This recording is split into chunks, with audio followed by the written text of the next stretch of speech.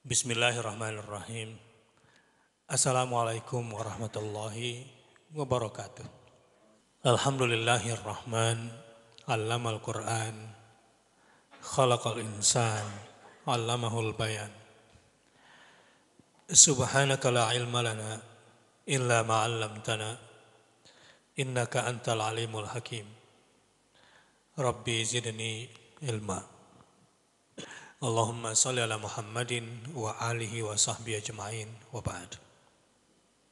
Baik, tentang nisfu Sya'ban. Sesungguhnya ini adalah tradisi, adalah budaya yang tidak ada satu dalil yang kuat pun yang membenarkan semua bentuk ritual yang dikait-kaitkan dengan nisfu Sya'ban. Pertengahan bulan Sya'ban. Jadi kalaupun ada yang menyebar-jebarkan, ya mungkin niat baik-baik saja gitu. Tetapi beragama ini nggak bisa seperti itu. Jadi kalau dalam beragama itu ketika terjadi khilaf, satu prinsip yang harus dipegang. Qul hatu burhanakum in kuntum shadiqin. Datangkan buktimu, bukti kebenaranmu kalau memang kamu orang yang benar. Datangkan burhan. Argumen berikut dalil kuatnya. Itu kalau kita tidak ingin menyimpang dalam praktek beragama. Jadi yang menjadi persoalan kenapa ini kemudian menyebar adalah ya pokoknya ingin baik aja gitu atas nama agama. Nah ini kalau dalam beragama itu ada aturan main. Man amila amalan laisa fihi amruna fahuwa radd. Amalan apa saja di dalam agama jika tidak ada perintahnya maka tertolak. Nah, solusinya apa yang bagus kita lakukan menurut dalil yang sah. Yang pertama puasa bait. Puasa putih 13, 14 dan 15. Itu kan berarti dari 2 hari yang lalu ya. Ya. Ini dari kemarin. Kemarin. Besok 15, jadi dari kemarin. Ya. Itu puasa bait. Yang kedua, bayar utang. Yang lupa-lupa ini. Jangan sampai nisfu Sya'ban malah enggak bayar utang. Yang wajib tidak ditunaikan, yang tidak sunnah malah dibesar-besarkan. Yang kedua, bukan baca Yasin sekian puluh kali yang harus kita lakukan. Harusnya kita sekarang nih warming up, try out latihan baca Quran yang banyak supaya masuk ke Ramadan kita langsung on the road. Supaya lancar bacanya. Karena udah 1 tahun gak baca Quran tuh biasanya deg-deg gitu. Ketika diajak tadarus. Kemudian ya warming up pula puasa-puasa sunnah. Puasa-puasa sunnah yang masih ada Senin Kamis misalnya selain bayar utang. Yang qiyamul lail. Yang pokoknya enggak ada yang namanya baca Yasin harus sekian, minum air Yasin pula, kemudian sholat tasbih, sholat secara khusus, tidak ada anjuran itu.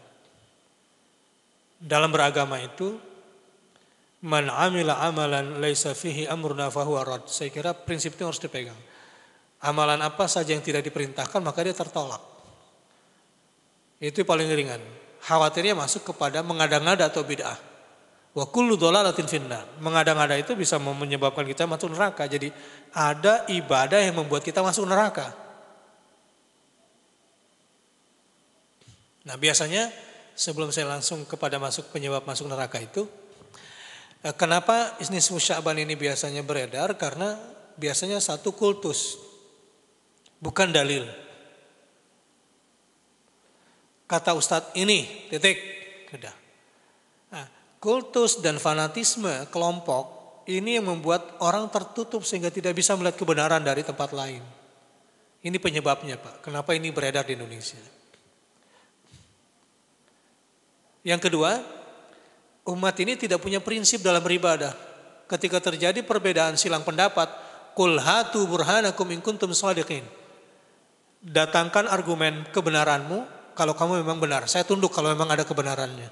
Mana ayatnya, mana hadisnya, mana contoh dari sahabatnya kalaupun tidak ada hadis.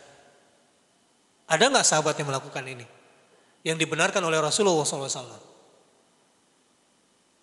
Sebab bahaya kalau beragama itu berdasarkan fanatisme buta, mengikuti perasaan yang penting maknyos gitu, atau sebatas logika tanpa dasar dalil. Maka ada moto yang harus kita pegang, Pak, dalam beragama itu. Selain man amila amalan laisa fi amruna fahuwa rad, ini hadis, barang siapa yang mengerjakan sebuah amalan agama tapi tidak ada perintahnya, tertolak. Maka dalam beragama itu lakukan yang diperintahkan saja. Enggak usah kerjakan yang tidak diperintahkan. Jangan bebani diri kita dengan sesuatu yang tidak diperintahkan itu dalam agama. Kecuali makan. Makan semuanya. Jadi yang perlu dihafalkan yang haram saja. Kita tidak usah memikirkan berapa yang halal. Enggak cukup memori kita ini. Ingat yang diharamkan saja kalau makanan. Tapi kalau ibadah yang mesti diingat adalah yang diperintahkan saja. Dan tidak usah bingung dengan hal-hal yang tidak diperintahkan. Dan kedua, rumusan yang kedua adalah Qul hatu burhanakum in kuntum shadiqin. Yang pertama hadis, yang kedua ayat. Kalau masih terjadi selang pendapat, datangkan bukti kebenaranmu. Mana argumennya? Nah, ini dua prinsip yang membuat kita selamat dari aliran sesat. Ini dua prinsip membuat kita selamat dari bid'ah. Ini dua prinsip yang membuat kita kemudian selamat dari pertentangan-pertentangan yang tidak perlu. Saya kira itu, Pak. Saya sudah jelaskan, termasuk kenapa ini bisa beredar di masyarakat. Karena kadang-kadang Bapak Ibu juga bingung, ini kan kiai ini yang melakukannya. Nah, itu bukan jaminan. Ulama besar, tapi kan bukan bidang dia, barangkali dia belum tahu dalil itu. Mungkin ya, saya tidak ingin mengecilkan, tetapi ini kan sudah masalah umum ini.